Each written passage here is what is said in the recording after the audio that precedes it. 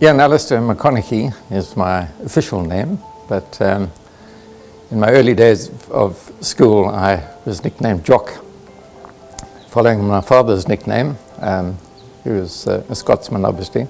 The idea of farming was instilled in me from a very early age, although I never followed that route because I didn't have any prospect of inheriting a farm, and to start from scratch is not easy. But funnily enough, it actually has a link to how I ended up here. In that after school I went to university and studied law, and 5 years later I found myself in Cape Town, where I ended up for 25 years as a lawyer. After 23 years or so I decided I'd had enough and wanted to do something close to nature for the rest of my working days.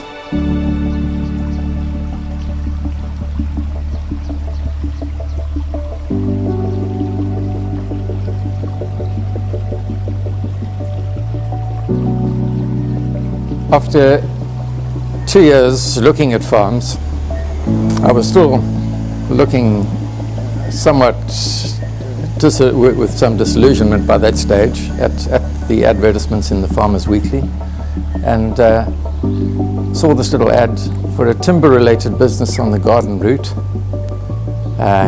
Tranquil environment, quality lifestyle. And I said to my wife, wow, that sounds interesting.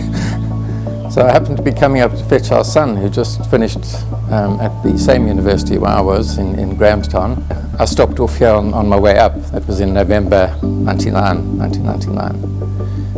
And I walked through this very door where you're standing and saw much what you see here. And I just knew, this is it. This is the place for me. Yeah, once I took over, the business had been operational since 1985. It was known as Belvedere Timbers in those days. It was run by three fellows who were sort of very relaxed, even by Knysna standards. There were lots of hippies in Knysna in the early days, in the 60s and 70s, and they fell within that category of guys. They ran it. Belvedere Timbers was basically a sawmill. They sold raw timber, and they made a little bit of furniture, but not much. When I came, I quickly realized that the way to go was to make furniture, to add value to the wood, because obviously it's far more satisfying, far more creative, and far more financially rewarding. The timbers that we have available here from our forests outclass anything. The hard pear with the ripple, it's absolutely amazing. The yellow wood, which has that beautiful twirly grain that you get every now and then, and the stinkwood, which is an absolutely magnificent wood in terms of the finish that you get on it, that lovely golden and the brown colours that come to light. And the Witels, the white alder, the Witels is the Afrikaans name, but the white alder is one of my favourite woods as well. Absolutely beautiful wood and very stable, which not many of our indigenous woods are. I was approached by a customer a few months ago and asked if I could find a big piece of yellow wood for a dining room table, but he wanted a solid piece, no joins in it whatsoever, and he wanted it 3.8 meters long and 1.5 meters wide. And I said, Rick, that's a tall order. I'll see what I can do, but you might have to wait a long time. Anyway, very fortunately, I managed to source a tree which had been cut down about 6 years ago in the Tsitsikamma forest, which is just about 100 kilometers away from Knysna. And the guy who had it was very reluctant to part with it because it was really, they are so few and far between. They become collector's items, really have. But I managed to twist his arm because I've known him for a long time and I've done a lot of business with him. And I eventually bought and have this piece of timber here, which we haven't started working on yet. It's still in its raw state. It's 4.7 meters long, it's 1.5 meters wide, and it's 120 millimeters thick. And it's absolutely flat. It was cut on a Lucas mill, which had a special bar they had to import from Australia to cut that particular tree. Most of the items we make are custom made for customers.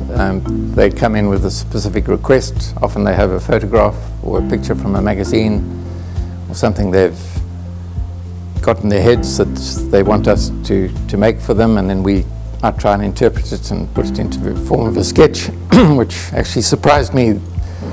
I didn't even know I had that ability when I came here 15 years ago, but it was something that I had to do, and I realized that I had a particular aptitude for it, which I didn't even know I had. So it's that in itself is a very satisfying thing for me, that I can actually interpret what people have got and put it into a design and then have them say, yeah, that's just about exactly what I want. And then to convert that into the actual finished product. And one of the most satisfying things is that 99% of the time we start off making the table or the TV cabinet or whatever it may be on the basis of that sketch or the picture that they've brought us. But only when the person gets the finished product do they really know whether it's actually going to be what they were expecting or not.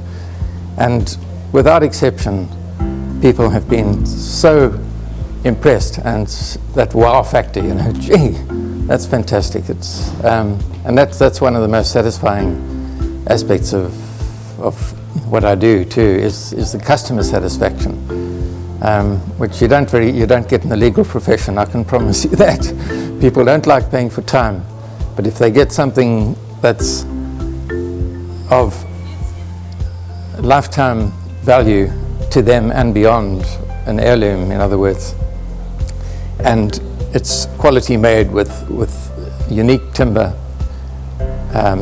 solid timber, which is not just super wood with a veneer on it, they are just blown away, and it's really very satisfying to have that experience on a kind of regular basis. Yeah.